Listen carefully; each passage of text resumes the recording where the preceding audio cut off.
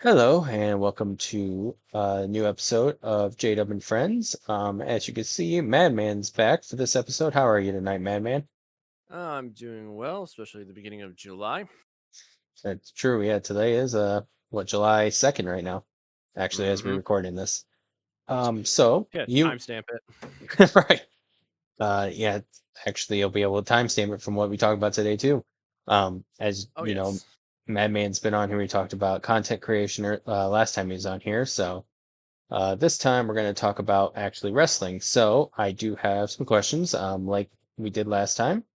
Mm-hmm. So we're going to get right on those questions. Uh, so the first question: you are a wrestling fan, and there's been two big names that were really big in the Attitude Era, that kind of helped the Attitude Era along. Now, are you a which one's better, Kane or the Undertaker? Well, I'm always going to be with the Undertaker, just because not only for his character, but also the person behind the character as well. I mean, this man he's been doing it for so many years. I mean, uh, was he? Yeah, I wasn't around for a lot of the WWE or WWF at the time, Mhm. but it's just I do prefer. But I would say both the wrestlers did amazing jobs, even today outside the ring as well. I mean, how often can you say like, "Oh yeah, the Undertaker's doing one man shows, inducted in fame," as Yeah, well as I'm pretty sure I think Kane is in the Hall of Fame too, but is also the yeah, mayor of I believe Knoxville, Tennessee, yep. where Bianca Blair is from, which is just kind of like, yeah. So you have a wrestler from there, and your mayor is a wrestler. Right, yeah. Yeah, that was throwing me off when they actually said that he was running for mayor. I was like, "Really? Okay." So, so for the election, both of you are going to fight in a cage. Good luck with Kane, sir. Yeah. So, the second question I have for you, Hmm. Mick Foley has had three faces of Foley. Which one is your favorite? Well, out of all of them, again, I wasn't around for a lot of when Foley did Dude Love, Cactus Jack. I know the history of them. Mhm. I gotta give props to Cactus Jack, because Cactus Jack is also the one who's always done all like the hardcore death matches in Japan. Actually, it's because of, but also at the same time, I gotta give some respect to Mankind, because he kind of brought like, okay, like Mick Foley himself, I got a lot of respect for Mick Foley, especially for he still loves talking about, and still he probably would still do it if it wasn't the fact that his body's been broken so many times, and he's like, Oh, yeah, I kind of want to live, yeah. True, but very, yeah, very true. but that's the thing about the like one thing was is that Mick Foley kind of explained with like he brought so much with him from Japan to the United States, which would later also be used in a very famous match, but as well as he would still do it way into some of the young bloods, like for example with Mick Foley with his Cactus Jack persona fighting Mhm. Randy Orton at Backlash. So it's kind of like Mick Foley was just it was as well as just all his faces. He just kind of brought like all his knowledge. So all three faces kind of just brought like different knowledge from different parts of wrestling to what we know as WWE today, as well as also there's a bunch of other hardcore scenes out there that are just more brutal, which I'm pretty sure Mick Foley's probably has some appreciation for, Yeah, yeah. Mick Foley's King of Death matches with Terry Funk are iconic. He's just an as all well around iconic wrestler. how many times he fought with Vader, to the point where I think it was Vader, but Mick Foley lost a chunk of his ear to fighting. I want to say it's Vader, but then again, Vader the man was just a walking Yeah, truck. Getting hit by him is like the equivalent of fighting Brock Lesnar. It's you might as well just be like standing on the highway and be like, "All right, come on, come at me." yeah, very true. Uh, my next question. Hmm, So it's two of these companies are no longer with us, hmm. but they're, I think they're still iconic. Kind of we're going with everything. Undertaker's iconic, Mick Foley's iconic. So I was like, screw it. Companies are iconic. So rate these companies from best to worst. All right. Okay, let's see So what. The, WWE, hmm. AEW, ECW, Ooh, WCW, and TNA or Impact TN. as they're known. Yeah, I know what you mean by TNA. I never watched TNA at all, so I kind my input for TNA is kind of invalid. I will say this: so with ECW, I know it's not around, but the spirit is alive. I mean, as long as Paul Heyman's still kicking, ECW is always going to be alive.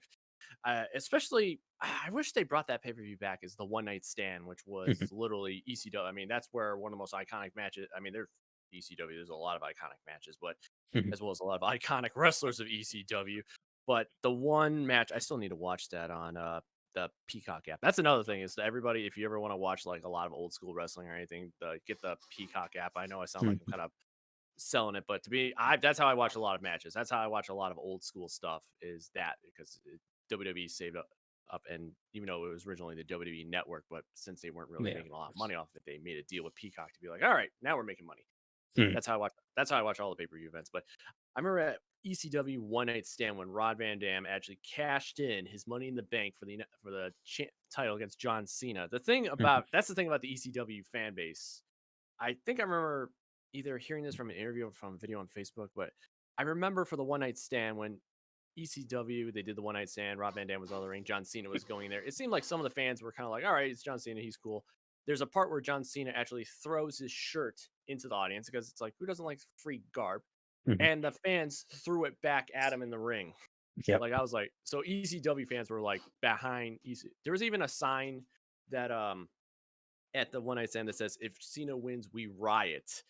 So it's just like, and most of the time when people say that, it's like it doesn't happen. But with that night at ECW, there was a good chance that Right. it could have happened.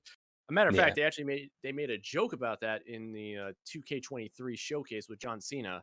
If John Cena somehow won, when he's about to celebrate, the referee would actually pull him down and be like, "No, no, no, you got to get out here," and actually security would escort him out. Which Mm. now that's just a CGI like guess Right. of it. In real life, Rob Van Dam won in ECW, did all Mhm. that. But I would definitely put, even though ECW is not around, I would definitely have to put that up high. But then Mhm. again, with all the wrestling stuff, I think all of them are just in their own ways are individually great. I mean, WWE has come a long way, especially since WCW, the Monday Night Wars, which was WWF and WCW. That was iconic, Mhm. as well as also ECW just felt like kind of like that stuff that was like you weren't into the mainstream stuff, so you watched that stuff, and it was crazy, especially since a lot of WWE's wrestlers did go to ECW for a bit before going over to WWE, like Chris Benoit, Rey Mysterio, Mhm. Sabu, who would also be on TNA, who would also later go on to AEW, Yeah. and the Dudley Boys. So those are pretty much like where the Dudley Boys even started off bringing out the tables. Yeah. Yep. But I would say, and I also did watch a little AEW. Hopefully, they get an app soon Mhm. because honestly, I would.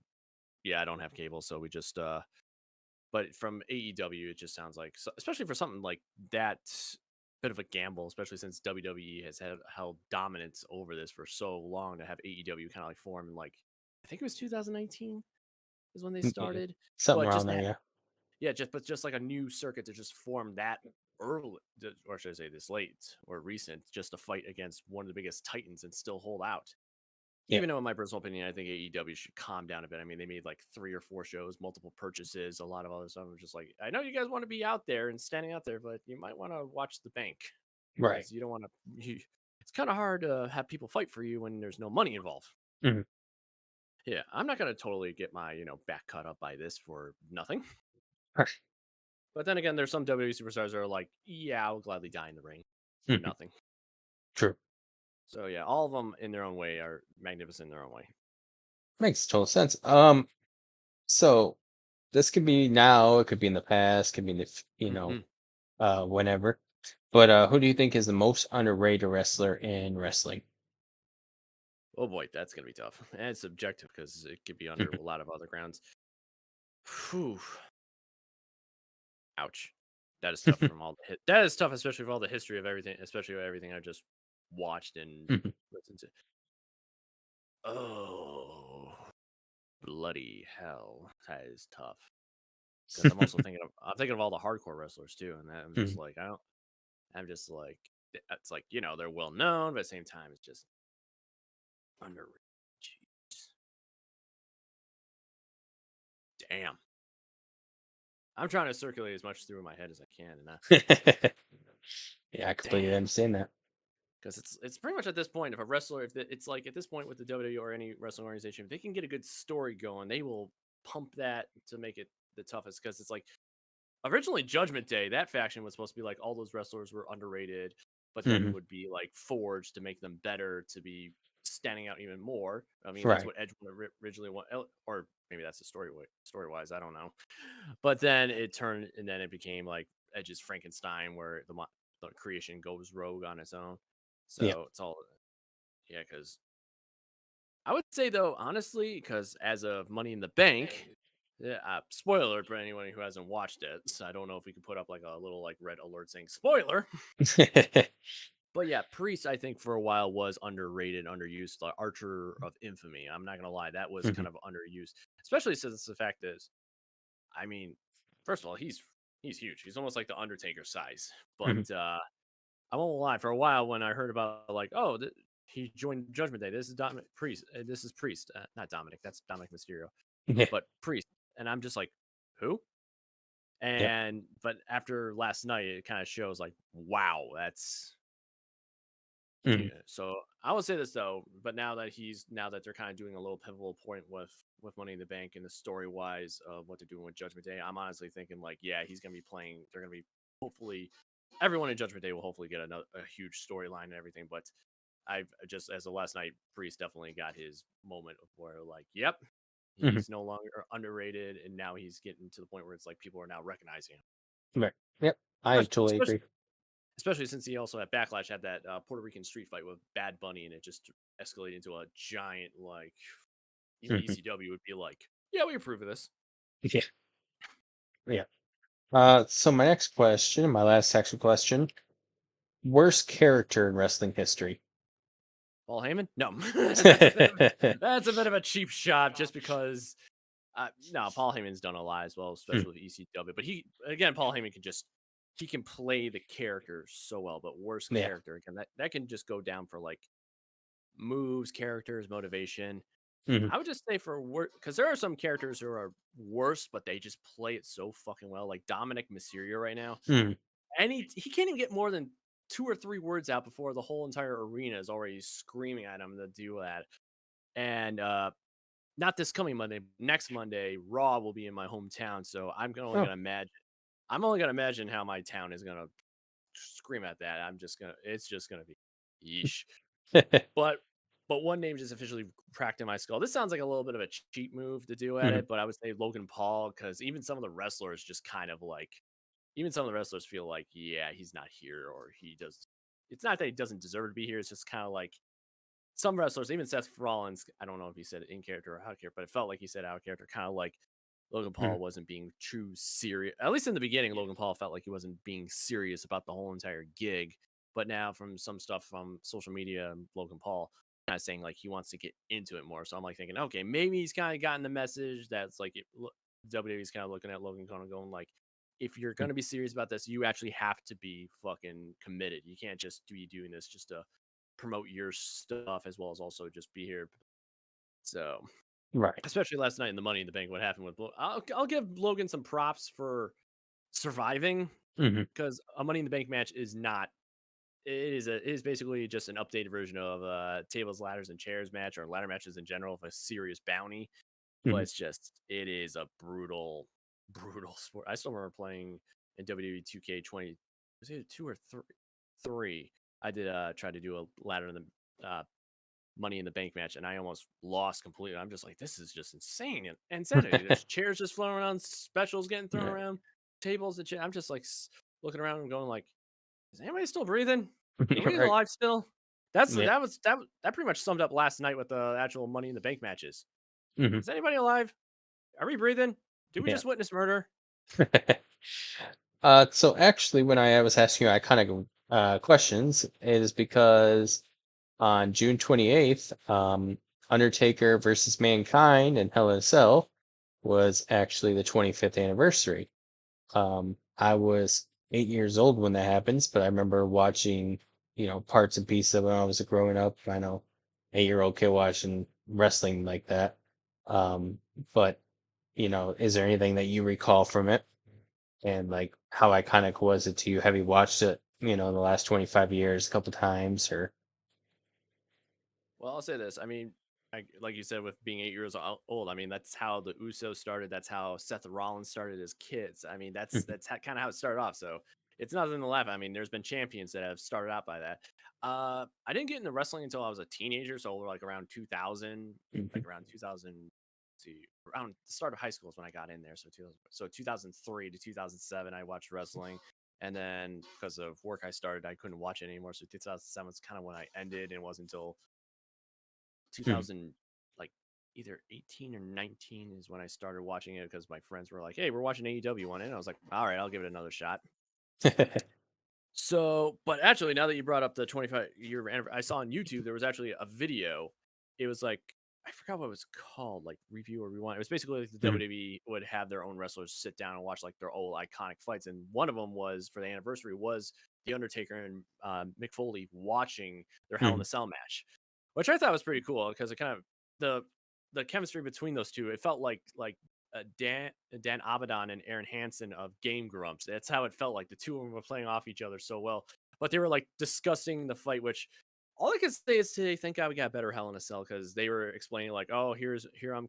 There was one part where they were saying like, where's the part where we heard the zip tie, the metal zip tie we had first pop, mhm. and mankind he's Mick Foley's watching, he sees him get hit with a chair, and he's like, oh, right there, right there. That's where we heard the first pop. Yeah, Now I'm like, at that point, I'm like, I would get the fuck off. I mean, yeah, I have no problem fighting in it, but on top of it, I mean, you look at it, you just see how it just bends and bows, and I'm just like, I mean, back then we didn't give a flying hell, but it's like today, it's like, oh, this is a death trap.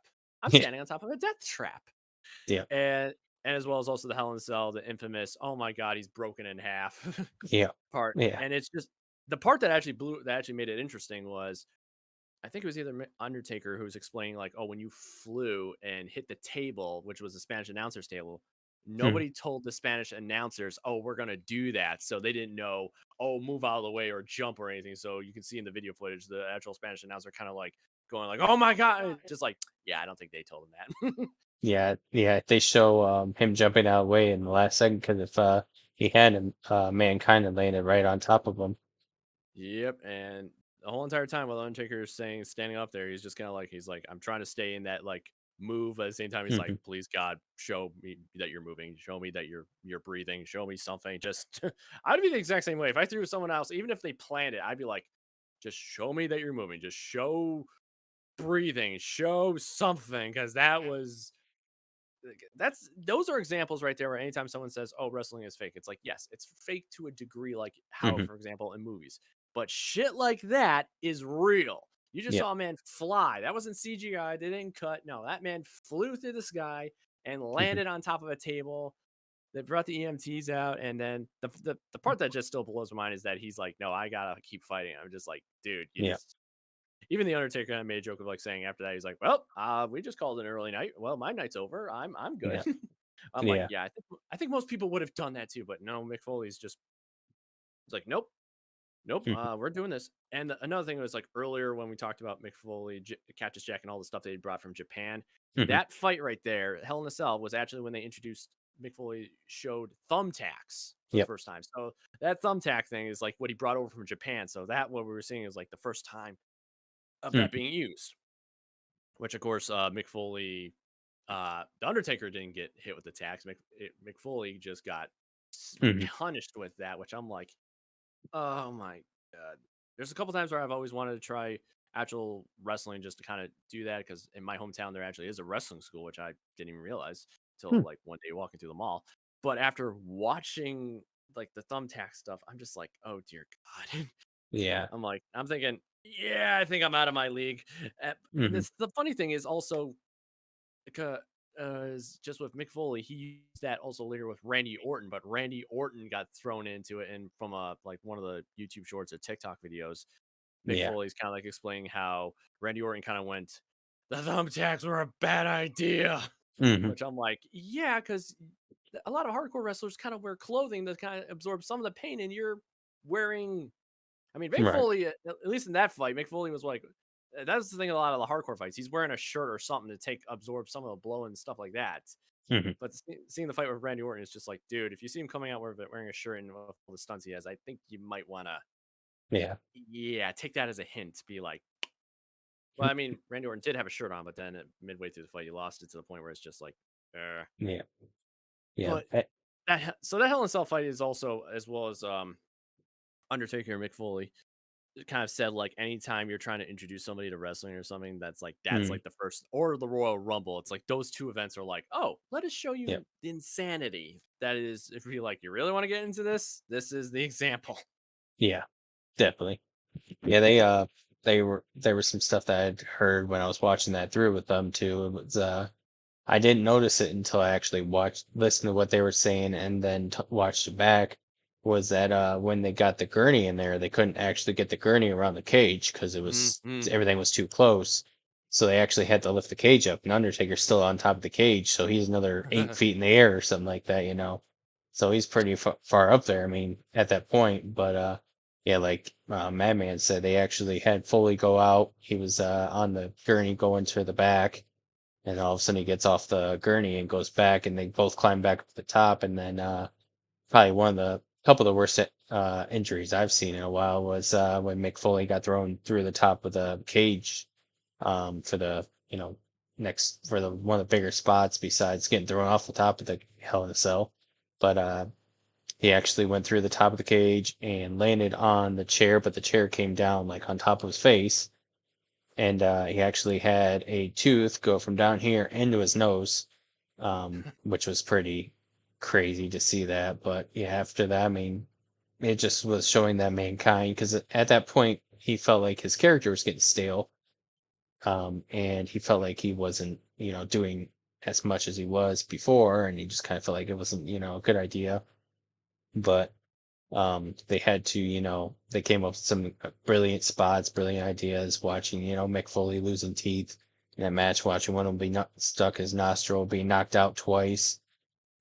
Just overall iconic match, and yeah, 25 years old now, which is craziness too. I But just love the fact. Oh, oh, go sorry. ahead, go ahead. I was I was about to say the funny thing is with that tooth going into his nose. At one Mhm. point, Mick Foley was kind of like watching back, even with them rewatching after 25 years. He's kind of like thinking when he's looking, not realizing it's his tooth. He's kind of going like, "Is that a booger in my nose?" One of the most Yeah, craziest nights and fights I'm ever having, and it's like I got a shot of a booger in my nose, and then later it's like, mhm. "Oh, it's my tooth." Yeah, yeah. He was really surprised that was his tooth. I'm like, what in the world happened? You're Um, really more upset that you got a booger in your shot instead of like wondering, yeah, I just got flown off a cage onto a table and then I just went mhm. through another one and I'm worried about a booger. I think booger in your nose, I think Yeah. everyone can ignore that, especially the fact that you just cheated death twice. Hmm. Yeah, because I mean, he came down pretty. I mean, I think from what they said at one point, if he had come down flat back on the table, he wouldn't be with us today. But the way he laying on the table actually helped him out. One small Hmm. angle. And that's kind of where some of the most iconic Jim Ross, announcements have been, like, by God, he's broken in half. Um, I forget. There's a bunch of them, but that was the main one. Because he just got thrown off. It was insane. Um, but speaking of hardcore type matches, last night, spoiler alert for anybody, was Money in the Bank. So if you don't want to hear about Money in the Bank results, this would probably be the place to stop the video. But if you don't care, we're gonna go on and talk about Money in the Bank, which I actually watched with Madman last night. So that was kind of cool. Oh yeah, But that was an awesome event. Also, Triple H even went out to saying that was one of the most like successful as well as most profitable like of the whole entire pay per view stuff. But so far, everything that Triple H has been doing has been that. yeah, yes, And yet, the PBEs have been, or what I forget what they call paper, whatever. I call them pay per view still, but yeah, that's because I'm exactly. like, watching wrestling since I was, like I said, 8, 7, back when The Rock and all them were doing stuff.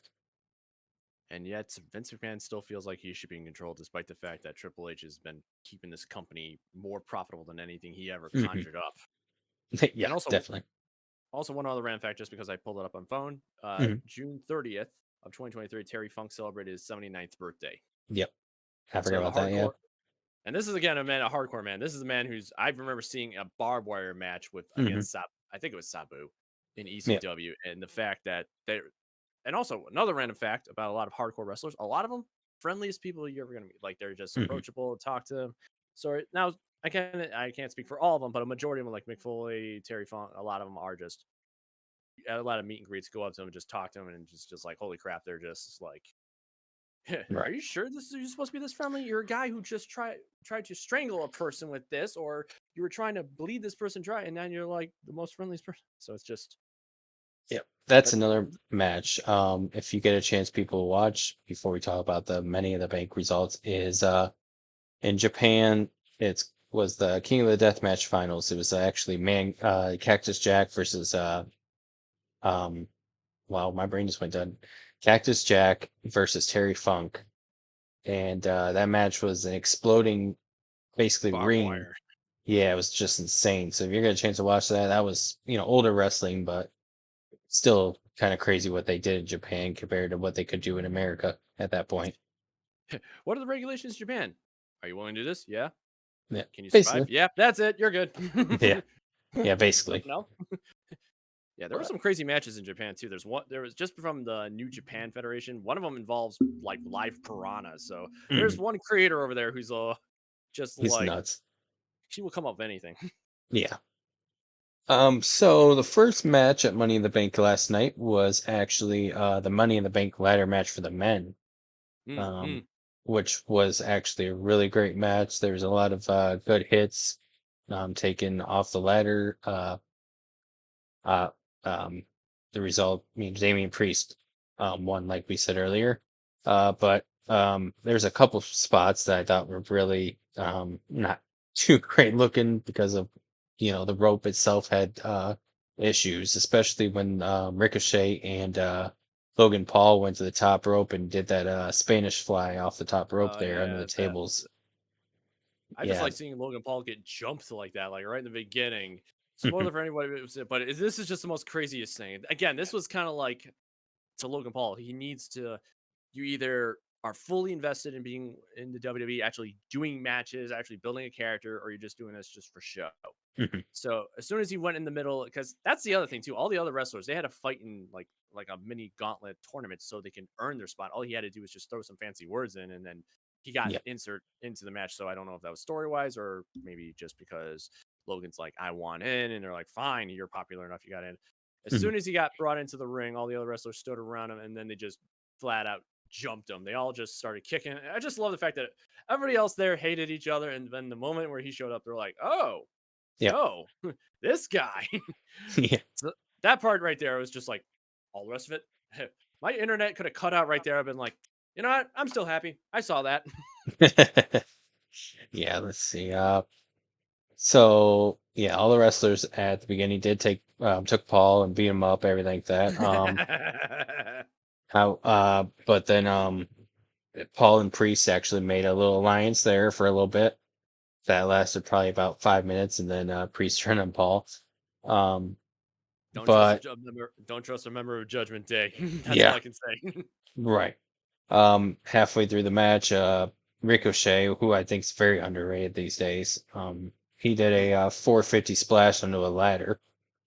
Um, where wrestlers were waiting at that point. Uh, there was Butch was in there. He's used to be Pete Dunne in the NXT. He did a couple good spots. Yeah, We that had mirror bending stuff. yeah, at the top of the ladder. Yep. They kind of teased a LA Knight grab at the end of the briefcase. Because he was like literally right there, and the crowd was popping. I mean, the crowd was so hot for LA Knight. It's insane. But right after that, um, they had a um, what was it?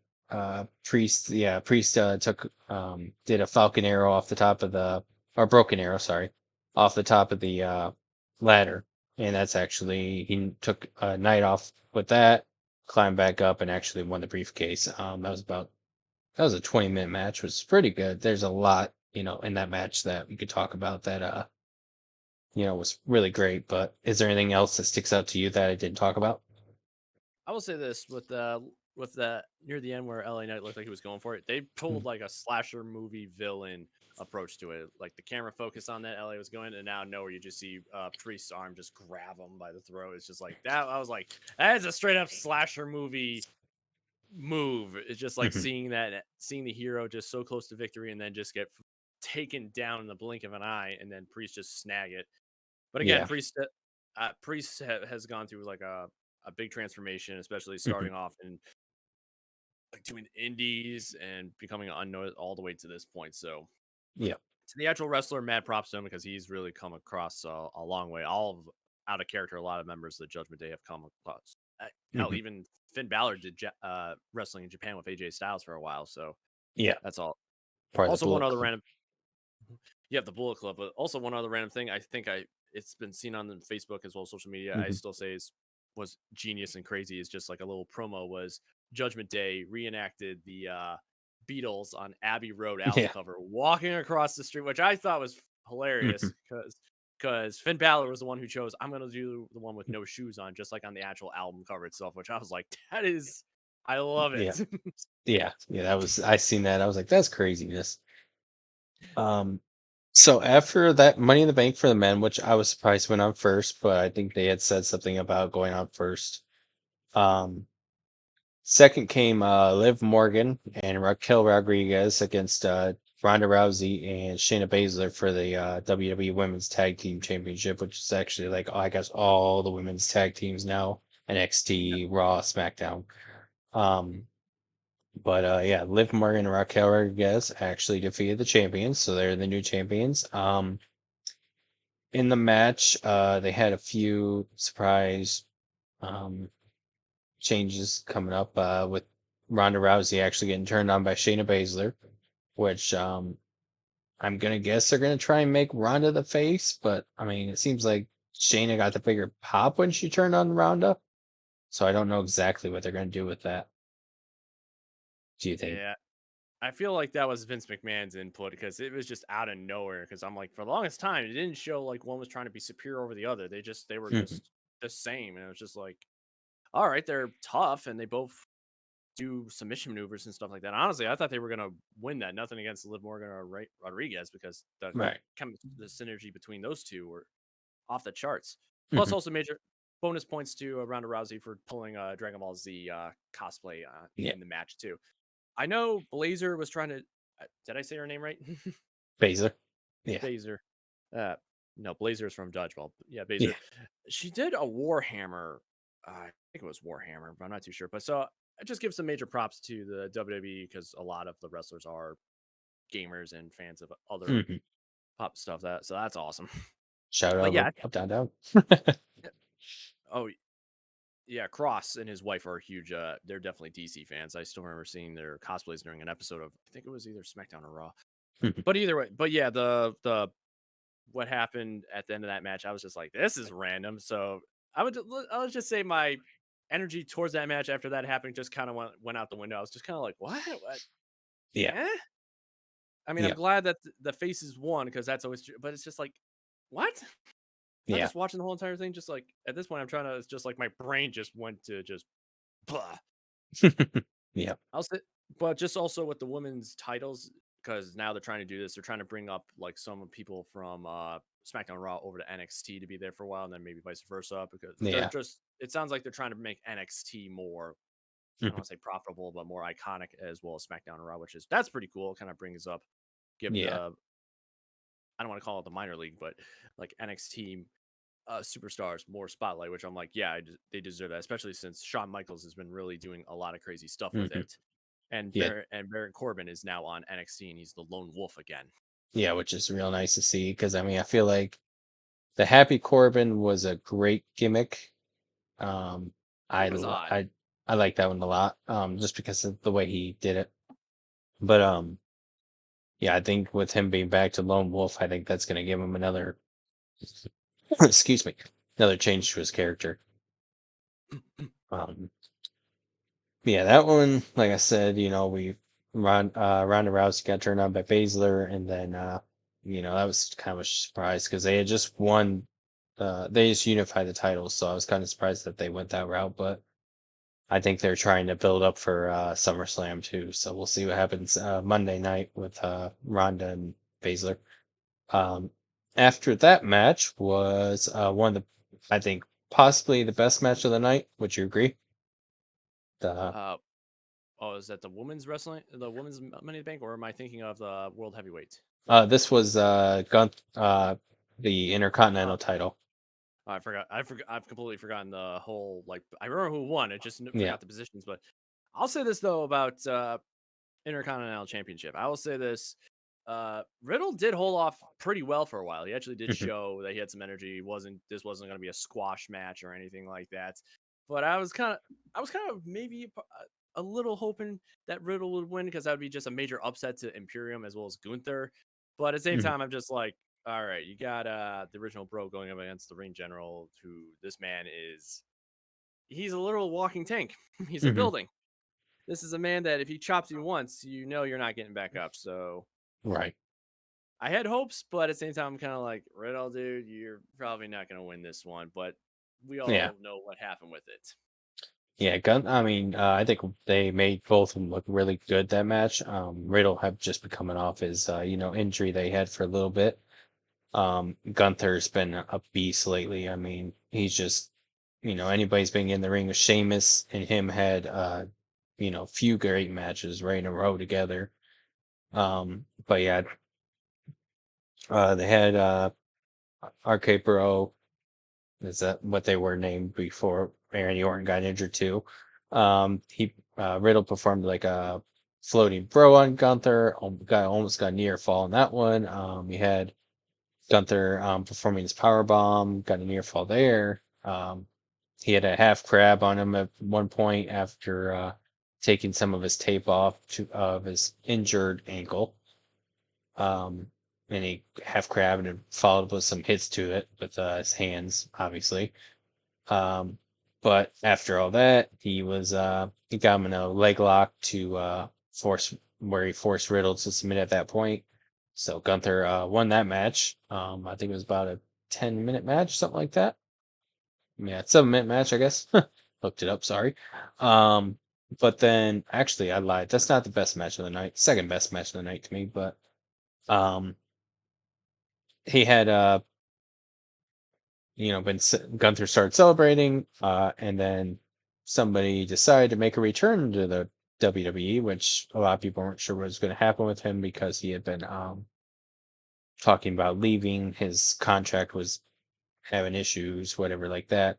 But Drew McIntyre returned um, to face Gunther, so we'll see what happens. He performed a Claymore on him, so maybe in the future we'll see if this match is going to go on. What did you think of this match as a full match? I thought it was pretty cool just to kind of see like the different styles. Like Gunther is just a walking powerhouse, while Mhm, Riddle is kind of like the high flying, acrobatic kind of like just it was just interesting to see like the two just kind of like speed versus accuracy, kind of like those two arguments. But in the mhm, end, as soon as at the end when I saw that leg lock system and I saw Riddle just screaming, I'm like, oh, that's it, that's over. mhm, I was just like, sorry, bro, it's nothing personal, but yeah, I don't think this is gonna mhm. happen anymore. And he was tapping like mad too, so I'm like, oh, that I can't tell if he's just acting like that or he's still in a lot of pain because he is tapping like mad. Yeah, But also definitely. but mad props to Riddle for his hairstyle Mhm. influenced by the British Bulldog. Yeah, So yeah, I my thought that friend. was for a while when I first stared at it, I was like, I recognize it, but why is he using it? And I was like, oh, British Bulldog. Yeah. Yeah. After that match, was actually Cody Rhodes and Dominic Mysterio, with his mommy, as he calls her, Rhea Ripley. That was actually a pretty good match. Kind of, it was, I think, a little bit longer than um the Gunther Matt Road match. It was 8 minutes and 40 seconds. But Cody Rhodes has been having some great matches since his bad back. He's had a trilogy with Seth freaking Rollins. He has wrestled two matches against Brock Lesnar right now, which I think third's going to happen at SummerSlam. I think we're just about to wait for Brock Lesnar to um, show up again. He'll probably show up either Monday night or something like that. This match kind of was a start to finish. Cody Rhodes kind of in control. Dominic got his stuff in, but just kind of felt like Cody Rhodes is going to win this one no matter what. Basically, near the end, they Rhodes performed a disaster kick on Mysterio for a near fall at that point. But then Rhea Ripley distracted Rhodes, which caused Dominic to hit him into a 619 position, which he actually tried to perform the 619. but Rhodes actually caught both his legs, and a la Bob Holly, Hardcore Holly, he hit him with a Alabama Slam. Cody Rhodes did on Dominic, and then he hit him with a Cody Cutter, which is such a great move. I love that move a lot. Coming off that rope and hit him with a Cody Cutter, aka Diamond Dallas Page, Diamond Cutter, RKO, whatever you call it. But it's just such a great move coming off that rope. It looks pretty. And then he hit the crossroads to actually win the match. 1, 2, 3. We'll see if that story's going to keep going or if they're going to be done with a one-off. I think there's going to be a lot more breakup with the Judgment Day just because of what happened in the ladder match and what happens later on that night. What did you think of the whole match as a whole, and kind of what your thoughts were about the match? My only thought process was with that match was like I was when you look at the two of them, I'm like, all right, Dominic Mysterio against Cody Rhodes. I'm like, yeah, Mhm, Dominic, you're not gonna win this one. Cody Rhodes has got multiple years as well. Just you're not gonna beat this guy. I'm sorry, man. mhm, I know your dad is Rey Mysterio. You're trying to do this all solo alone and stuff, but it's just if your mommy doesn't interfere a lot, you're gonna get your ass just destroyed, which is what happened. mhm. Yep. I felt like, Oh, go ahead. oh, sorry. No, I was just kind of like this whole entire thing was just and even with him, Cody Rhodes even not fight Cody Rhodes, but Dominic attacking Cody Rhodes. He just do Mhm, these like these cheap drive by one hits. Like he shows up like leading up to the fights of all the times he just slaps him, then he runs away. I'm just like, if you're not gonna stand and fight with your little jump attacks. mhm. When I mean jump attacks, I mean like you jump him and then attack from there, not his aerial moves. Yeah. I'm like, you're not gonna survive against this guy, especially in a one-on-one fight. You're you're you're not gonna live. Well, Mhm. obviously you live, but it's like you're not gonna win this fight, dude. I'm sorry, you're not. You're up there in the heat level. You're top heel right now, one of the top Yeah. heels right now, but you are not gonna survive this guy. Yeah. Uh, Speaking of references, actually, from anybody that watched the Attitude Era, the Dominic Mysterio and Rhea Ripley reference is a reference to Eddie Guerrero and China, both rest in peace. Mhm. Because Eddie Guerrero, China was his mommy back in the day, so Mamacita, as he said. But yeah, I think those two are gonna continue together. I think something's gonna happen to break them up though eventually. I just don't know what it is yet, which route they're gonna go. Either one of them's gonna cost the other, match or something like that's gonna happen. So we'll see what happens with that. Mhm. Um, After that was actually probably the biggest surprise of the night. John Cena returned, which was nuts. Um, he made an appearance. It was his first since WrestleMania. He was talking about London and trying to get a WrestleMania to come to England. So we'll see what happens with that story. Which I mean, that'd be an insane WrestleMania. I think that place would be so loud. It would be insane completely. Um, After that, Grayson Waller came out, which personally I think he's a great heel. I think he's done a really great job in NXT. I think he'll be brought up eventually. I think he could, be a Intercontinental Champion eventually, U.S. title. If they push him well enough, he could, I think, could be a world champion one day. Just he has all the talent in the world. He's really good at healing, not like healing. But he just the stuff that he comes up with and the stuff he does, and especially gonna get a rub from John Cena is a great position to go with for from now. I think they're going to set those two up for a match with John Cena and Grayson Waller. So we'll see. What was your opinions on the Grayson Waller being there and John Cena? Well, Grace Waller, just from all the interviews I've seen on him and just his character, I don't know. Excuse me. I don't know. A lot of times with the wrestlers, a lot of times with wrestlers, I like to see them as character, but also out of character. It's just going to be like, all right, is this person actually playing the character extremely well, or is this just their actual main mentality slash character Hmm. in life? Because there's some heels I've seen where they're like in the ring, they're absolute pieces of garbage, but outside the ring, they're like, oh, this person's actually a really great person. Hmm. So with Waller, I didn't know a lot about. So it's just I'll say this for the wrestler because I don't know anything about the actual human. Hmm. The wrestler, a punk that needs an ass beating. And Cena was giving him the attitude adjustment. He literally did give him an attitude adjustment, a much Mhm. necessary one too. But the idea of WrestleMania going to London, that just sounds like an awesome idea. It's obviously not going to be WrestleMania 40 since that's already set for Philly. Yeah. They already have the emblem. Probably they are probably signed the contracts. But WrestleMania 41 or 42 in London, Mm. that would be insane. And would that be the first WrestleMania outside the United States? I think so. Yeah. That would be just absolutely Mhm. insane to do. And I think, obviously, with everything that the United Kingdom has gone through too, it would be nice to have some extra. But that, I mean, not only that, just economically too. I mean, at Money in the Bank, even when they first started, and you're looking around with the cameras, you're seeing multiple flags from multiple countries there. And there's people are saying like, I came all the way from Germany to see this, and Yeah. I'm just like, that is what. And yet people say, "Oh, wrestling is stupid." It's like, guess what? It's one of the most. It's entertaining as hell to watch. It's like watching Mhm. an action movie daily, as well as also look how many people are coming. That was a 19,000 person arena, sold out. There were Yep. people sitting all the way at the bloody top of the ring, not ring, arena, Yeah. and it's just like, holy, 19,000 seats sold out. It's Mhm. like, wow. Yep. I mean, so if that's that, I can only imagine what WrestleMania would do. People would have to actually have to fight to get tickets, and Oh yeah. that would be a pretty nice little extra fight. Yeah. I think they need to WrestleMania needs to come to a couple places. I was telling you guys last night. I would love to see at the University of Michigan Stadium. That's the big house, could fit 117,000 people just in the stadium itself.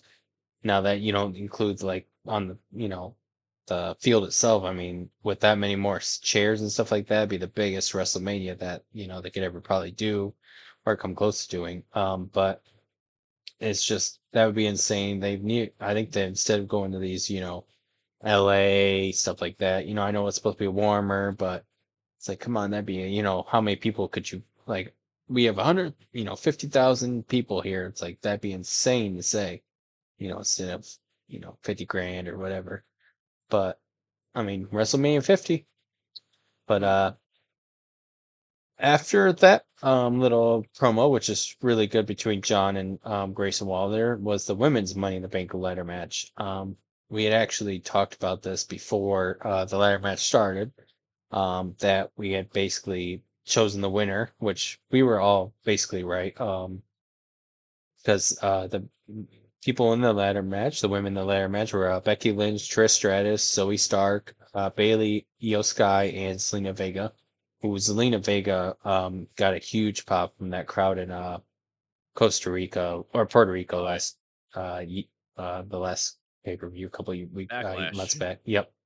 And I mean, that was a great crowd. This crowd was hot too. I mean, it seems like the crowds outside the United States lately have been a lot hotter than they in the United States.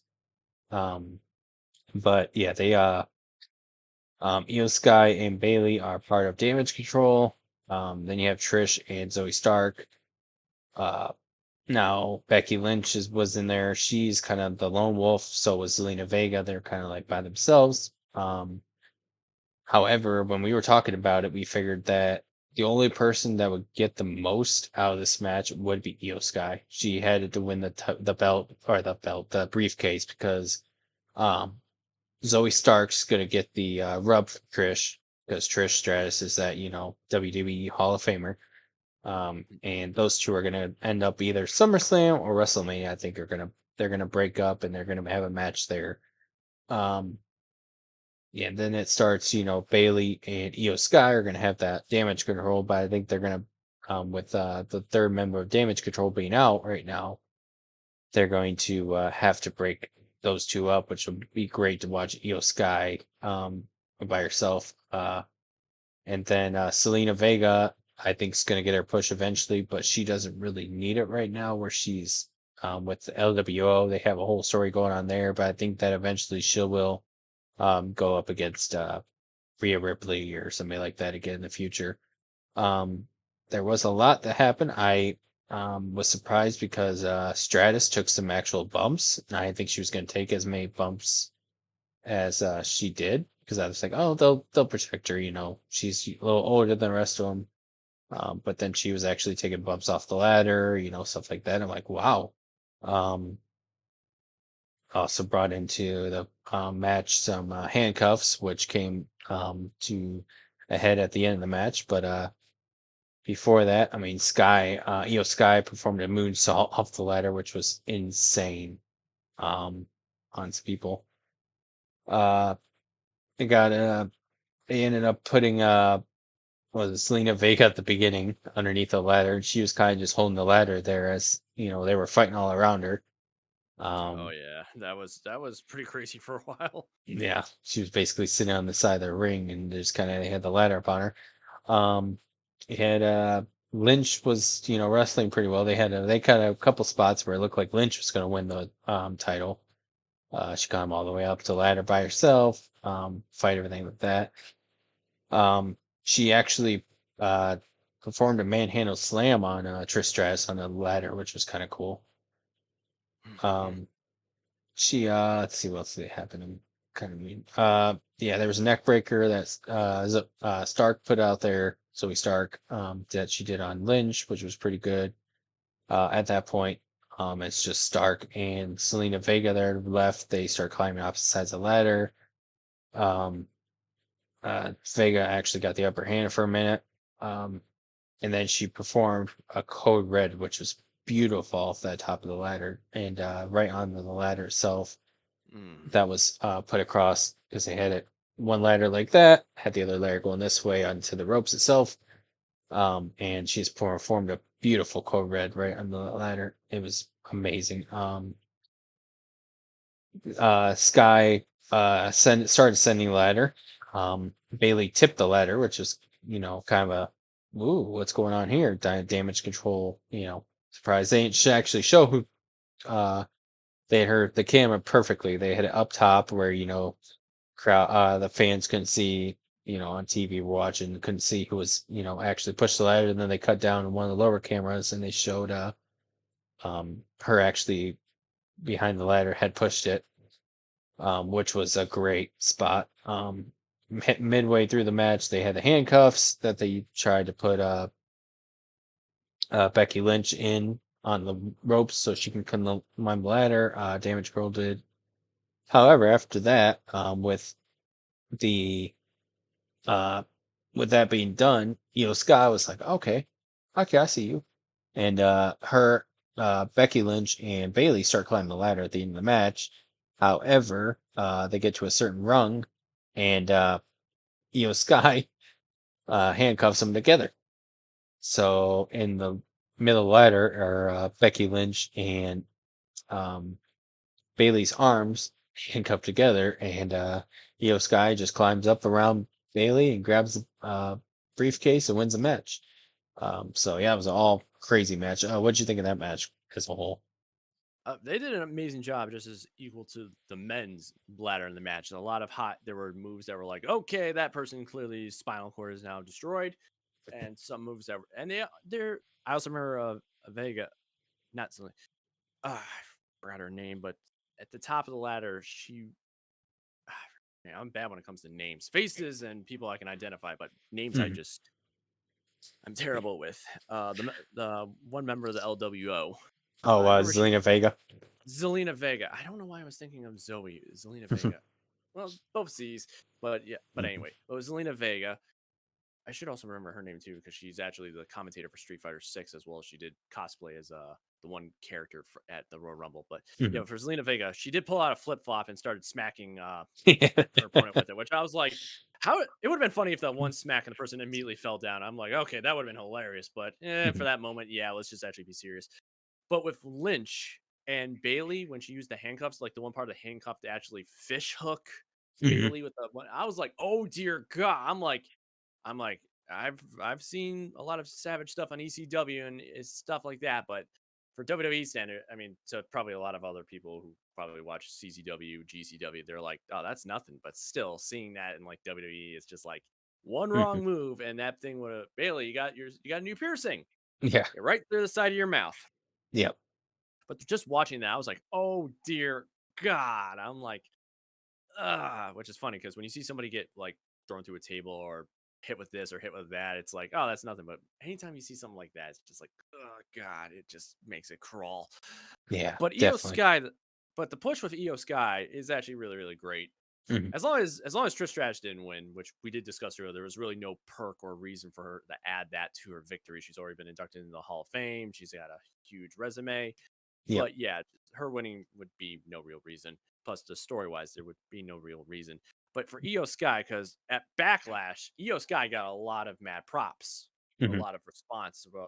So just to be pushing her is that's just Yeah. really awesome because yeah, a lot of her high flying skills are very impressive, especially in that Money in the Bank match. Yeah. Definitely. Yeah. I think they're gonna put her against Asuka, which would be I think a hell of a match. Those two fit really well together. So we'll see what happens there. That'll be another like Asuka strikes and submissions versus Io Sky with Mhm. aerials and strikes as well. So that would be again yin and yang fighting in the ring. Yep. Yeah, they actually had a promo a month or two ago now where they actually spoke in Japanese to each other, which Oh was yeah. kind of cool. All I can Um, say is I don't speak Japanese, but from everything they were screaming out, I'm like, it ain't yeah. pleasantries, it ain't friendly, it ain't respect, it is war coming. Yep. So in the penultimate match, yeah, no big word. It's with Seth freaking Rollins, defending his championship against Finn Balor. Now this came back to the Men in the Bank ladder match, which I actually watched after, knowing who won, everything like that. It was like, they're kind of setting up this whole, Judgment Day, what's going to happen type thing, because um, I was like, oh, why did they put the men's ladder match on first? But that makes sense. So basically, at the beginning of the match, they, fought each other, stared each other down, everything like that. Um, Balor hit his coup de grace, but or tried to hit his coup de grace.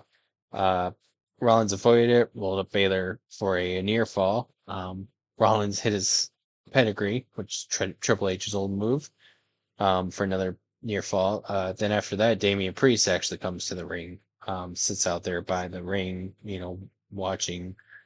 They thought he was gonna cash it in, either A to get involved with the match, like Seth Rollins did against Brock Lesnar, and the other names I'm drawing a blank on right now, and WrestleMania.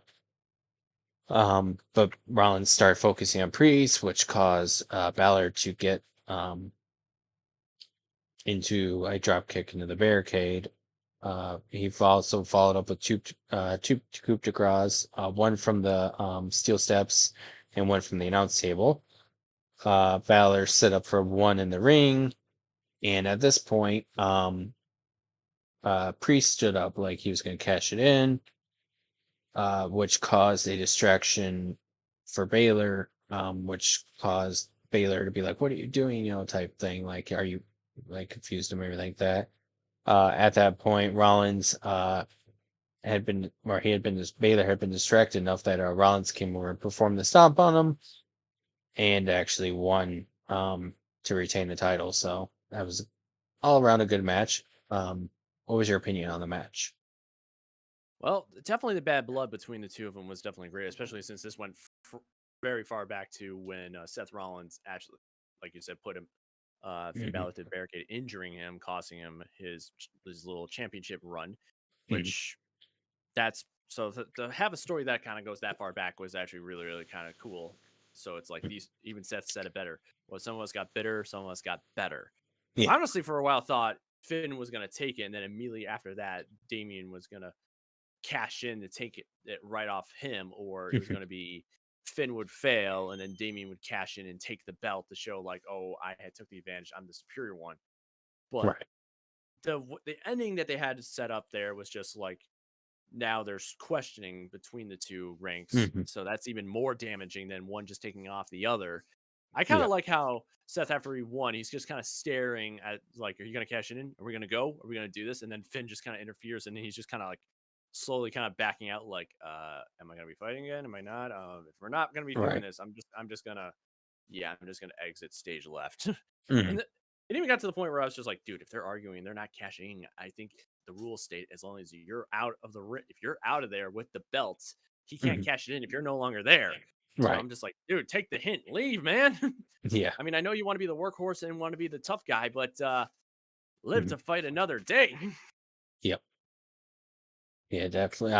I thought honestly after Priest won, I was like, are they gonna actually have Finn Balor go over? Because I was like, it'd be kind of like what they did with Evolution, where Batista won the title and we got the title, Royal Rumble, and Triple H was holding the title at that point. And I was like, ooh, they're gonna throw it back to that where he can either go after SmackDown or Raw at that point, and he goes after Triple H.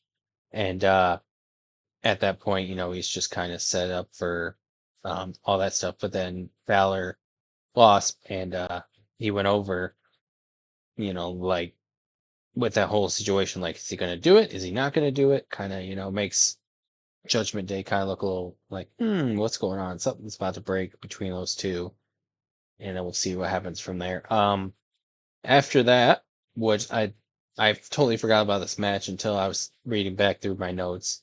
Was the best match of the night, which was the Bloodline Civil Oh, War. might I as well have been totally Marvel's Civil War. We got Marvel Civil War and we have WWE Civil War.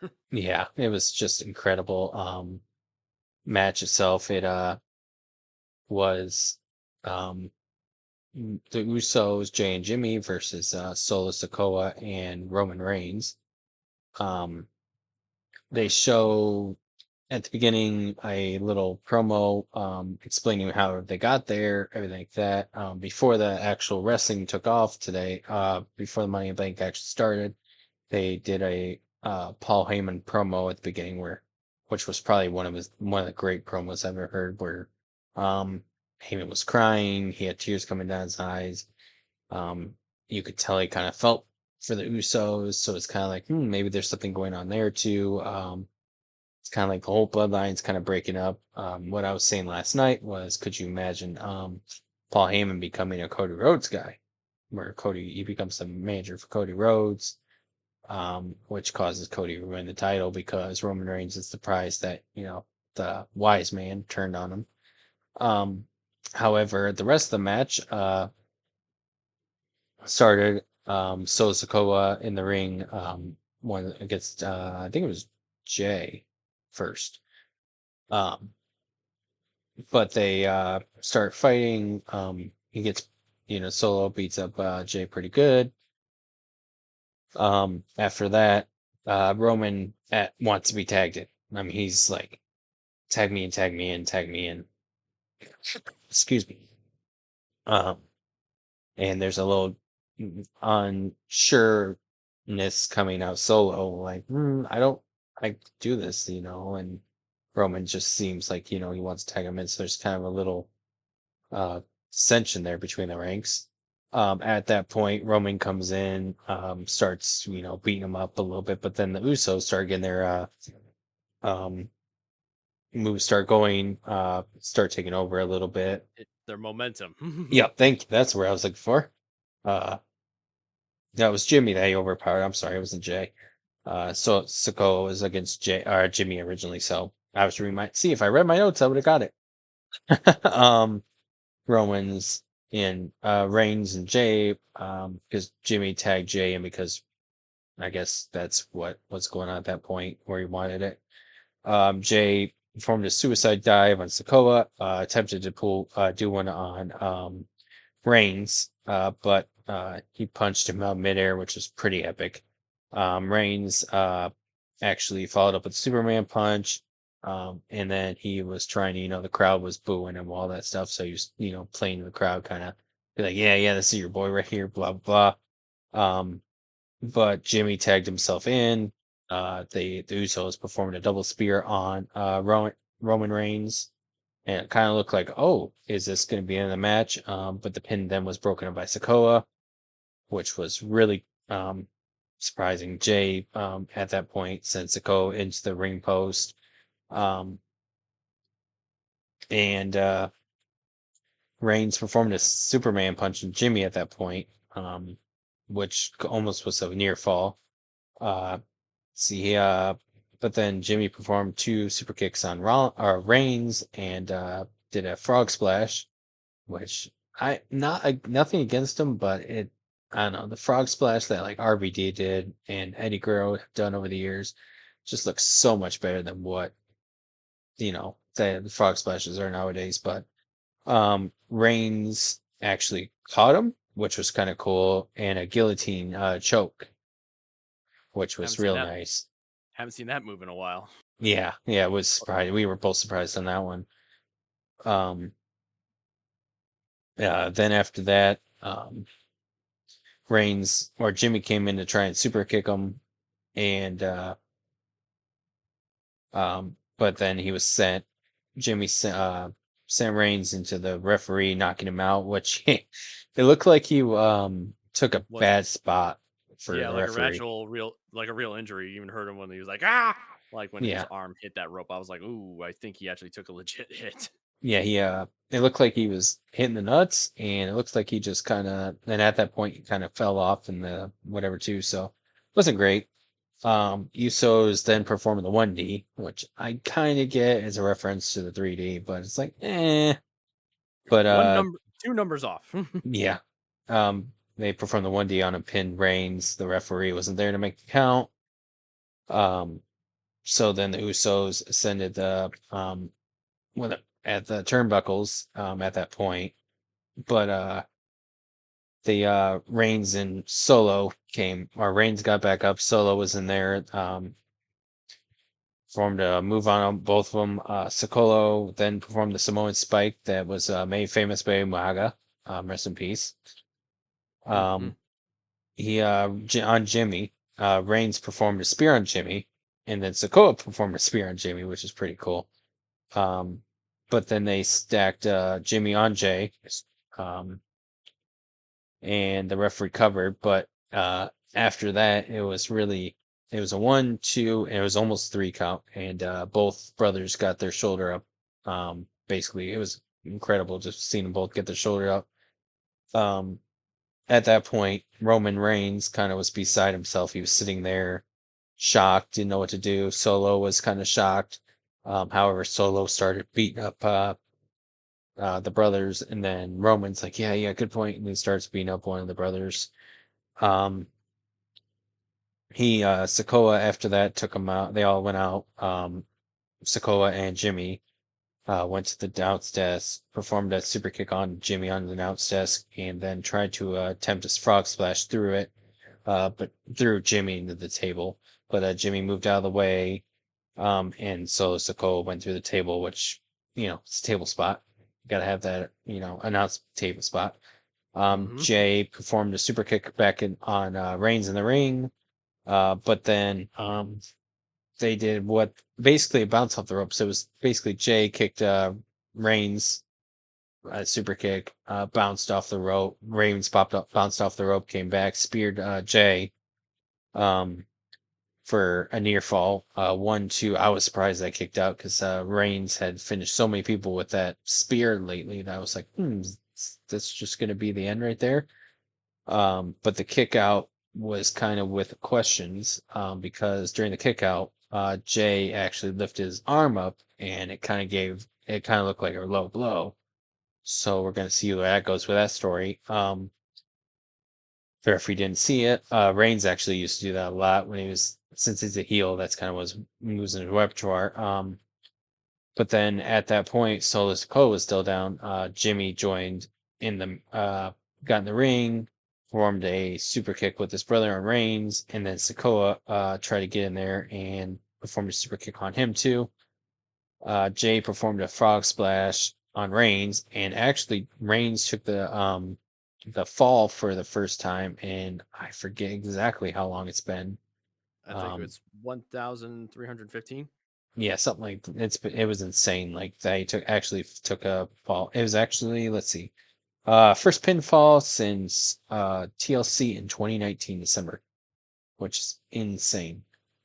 Um, but yeah, at that point, the Usos won the match, 32 minutes and 10 seconds, which it was funny because we were watching it last night, and what they had set up for the pay-per-view on Peacock was they had it for, I believe, like 4 hours and 15 minutes. Is that right? Or 4 hours, something like that. Yeah, it was just 4 hours straight, and it just at that point it was like going on its own time. Hmm. Yeah, it just eventually went over.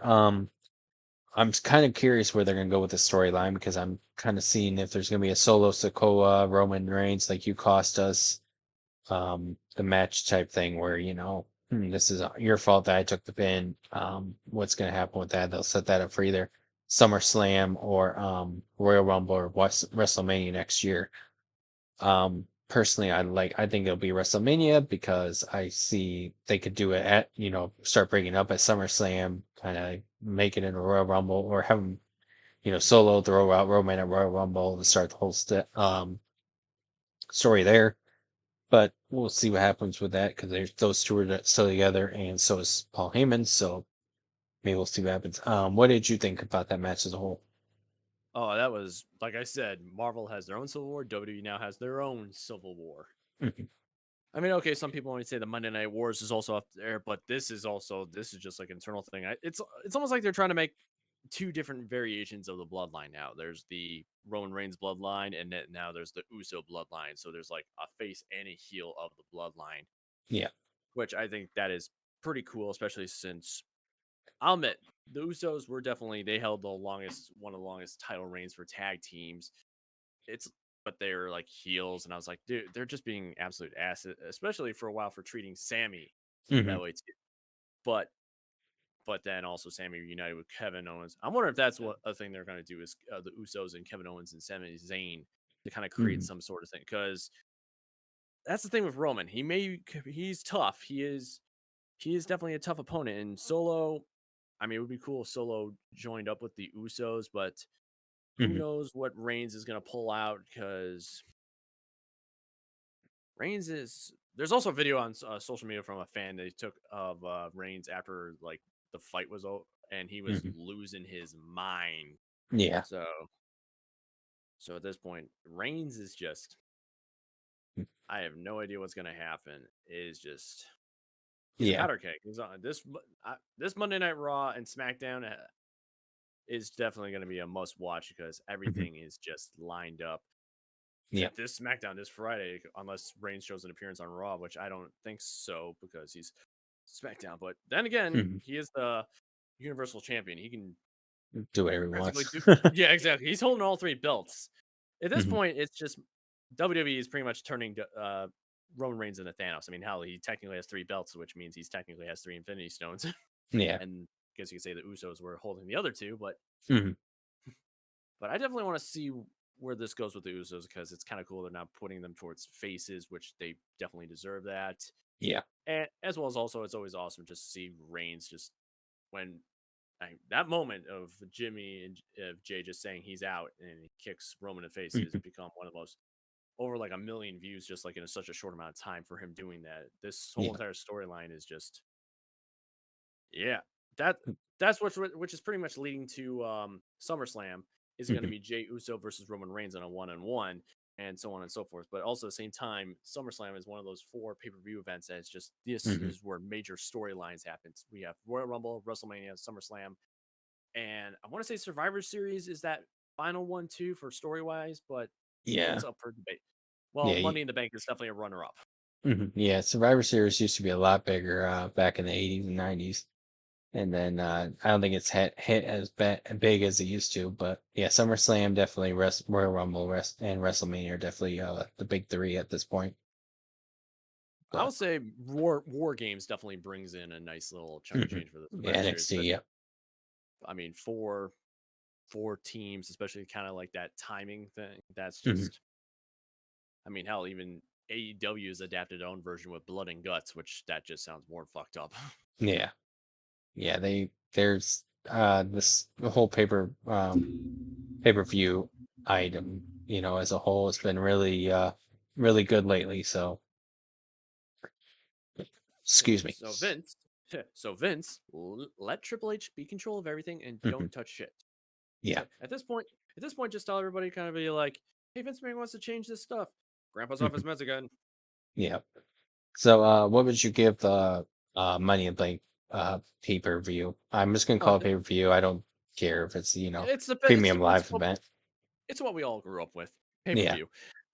I give it between a 7 and an 8. I mean, there were some Okay. great matches. The tag team at the end with what happened with Ronda Rousey. That's the part that kind of makes me go, I'm sorry, what? Mhm. That's just what kind of takes some points off of there. The the Money in the Bank matches definitely were great, Mhm. both of them individually. I'm not gonna lie, the Finn Balor Seth Rollins the fight at the whole fight itself was awesome, but the ending was Mhm. I'm like, are we doing something? Are we not doing something? What's going on? They didn't even show a lot of them arguing. It just kind of showed Seth kind of like, am I doing something? Am I Right. doing this? Yes, no. Mhm. I wonder if they didn't tell Seth like what the plan was just to kind of keep his reactions because I've seen a lot of movie directors and producers do that a lot of times where they don't tell the staff Right. or the actors what's going to happen in order to keep their reactions like, oh Mhm. dear God, like something actually shocked. Prime Yeah. example. Sorry, off on this tangent, but for example, the most prime example for that is with Ridley Scott's Alien Mhm. chestburster scene. Ridley as well as John Hurt. They I think it was John Hurt. I'm bad with Mhm. but they told only those two, oh, this is what's going to happen with the chestburster scene. So Mhm. in that scene, when you see people screaming and freaking out, that is legitimately they're like, oh, we didn't tell them there was going to be a alien like a Yeah. prop like Bust down shooting out his your chest. chest. Yeah. Yeah, for example, the one part where the girl is actually like screaming because the prop blood hits her, that is all Mhm. real reaction and real screaming. So if anyone's saying like, "Oh, this scene is so true," I'm like, "Yeah, that's because they didn't tell anybody what happened, so the reactions are real." Yep. I like that stuff, but sometimes there's like some borderlines where it's like, okay, could have Yeah. Why are they give them doing that? yeah, tell them a little something so they're not having traumatic experiences or explaining why to their therapist 10 years down the line why they're having night terrors. Right. Yep. I was I keep having this nightmare where I look up and I see Seth Rollins' foot going across my face. Yeah. But I don't know what to tell you. yeah. Yeah. I was, on a whole, I'd probably give it a 8.5. Um, Yeah, the Ronda Shayna thing was kind of surprising that they, turned or, broke them up after they just unified the titles. So kind of curious about that, but I feel like the rest of the card was really, really good. And I think that they have a lot of stories going forward that they're gonna um work on. And hopefully we'll bring back some more events to London, even regular shows, because the Mhm. London crowd went nuts. Even to the point that some of the chants were like the "fuck you Roman" chant was Yeah. being said. One person also said stand up if you're against Roman," and a lot of people in the arena were actually standing up, just be like, "That is Yeah. so." Mad props to like the London audience just sold. They did a fucking fantastic job too. They had a great time. The Mhm. energy and everything. It just doesn't remind me that, but then again, a lot of my history of like former pay per view events is from old WWE games. Great way Mhm. to use that. But I remember London had the United Kingdom did have two previous pay per view events, which was Rebellion and I think Insurrection. At least I remember that Yep. from. And then they just phased them out. So this Money in the Bank in London was just such a huge success Yeah. because it was gone for so long. But then they brought it back. I'm just hoping that now that wrestling has made such a huge stride, even with John Cena saying, "Hey, let's bring WrestleMania to London," Yep. I'm hoping that maybe we'll get some more international, now, especially now that COVID is no longer recognized as a a pandemic. Maybe we can start doing some international shows again. That would be cool to be in Mhm. London, even Saudi Arabia when they did the Night of Champions as well. Night of Champions and Crown Jewel, those were Mhm. huge successes as well. Yeah, they got some big pops out there too for that. And I was like, wow. Oh yeah, the Sami Zayn coming out Mhm. for after that was just amazing just to see that it's like Yeah. yeah, a little while Yeah. ago he couldn't do this, and now look, Mhm. there he is. Yep. Yeah, As they've had a lot of plot positives in the last few years with WWE the way they've been doing everything. So as they're well as kind of also, oh sorry, just breaking it, expanding it more than they like what they used to be in the WWF era, where they used to have the wrestling matches and London and all that stuff. So as well as also Puerto Rico. Hopefully yeah. they'll be doing more back. Hopefully, I remember reading somewhere that there's like Backlash is always going to be like Puerto Rico or something. Like Mhm. they're always going to hold it there, which I'm like, I hope so. That would be awesome. Right. It definitely bring more energy, more tourism, especially since Puerto Rico's been through a lot of crazy stuff too. So Hmm. that would just be awesome as Yeah. anything that can just like unite the fans together will always be always amazing, Right. especially with something so simple as just watching two people, even though it's choreographed. It's still awesome just to see a whole group of people uniting just to watch two people beat the living tar out of each other. Yeah. Definitely. Um, but I think this will be the end. Actually, the next podcast I want to do with yourself is going to be Royal Rumble. I'm going to try something wholly new. Um, I'm going to actually try and do like a live reaction podcast. Mm, So yeah, I'm gonna have you on there. Maybe see who else I can get that. Just our live reactions to the Royal Rumble. It'll be a little bit longer podcast. Sorry, everybody, if you're not feel like the longer episodes. I'll probably end up cutting that one up a little bit, trying to anyway. Still gotta yeah, learn how to do all that. Yeah, 3 to 4 hour event, yeah, but at least you'll depending be on able to how long see. everybody holds on. Right. At least you'll be able to see our live reactions to people returning, which Carlito's supposed to return. So we'll see if he returns, in the Royal Rumble, if they're going to bring him back before now. But that's the next big podcast I like to do with you, Madman. But other than that, do you have anything you want to shout out?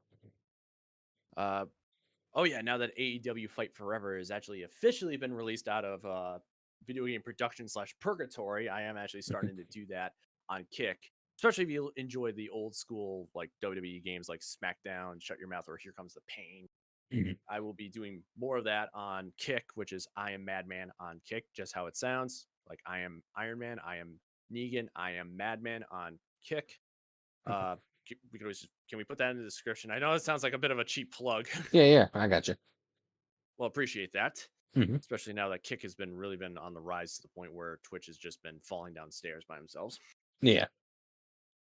But also this well, everybody just have a safe 4th of July. Everybody stay safe and sane Hmm. because that's what it says on the side of every firework. Yeah. But in other words, just be safe because at least in my home state, there's always a video they show every year saying this is fireworks safety. This is what happens Hmm. when you hold a firecracker in your hand. At first, I'm like, okay, first of all, if you're gonna light a firecracker and hold it in your hand, that's just social Darwinism. That's just Right. if you're dumb enough to do that, it's just like you know what, let science do the trick. Yep. But it's just be safe, people, and you know, be, and definitely enjoy the holiday, especially Hmm. since everything, but also just remember like many years ago, people broke off from empire to just have Right. just a way of life. So Yep. just remember that. Just remember that this day is about that, not Hmm. passing out in front lawn after having too many or anything like that, or trying to blow up a watermelon. Just remember what it's all about, folks. Right. Well, thank you again for this episode. Like I said, we'll see you at Royal Rumble. It's a live reaction, so that'll be fun. If you want to follow my man, like you said, follow him on Kick, and you can also follow him on Twitter. He'll be able to see kind of when he's going live if Twitter decides to work. But Oh yeah, Twitter just has been going through a nut house as well. yeah. But thank you again for being on this episode, and thank you all for watching this episode, JDUB&FRIENDS. Y'all have a great night.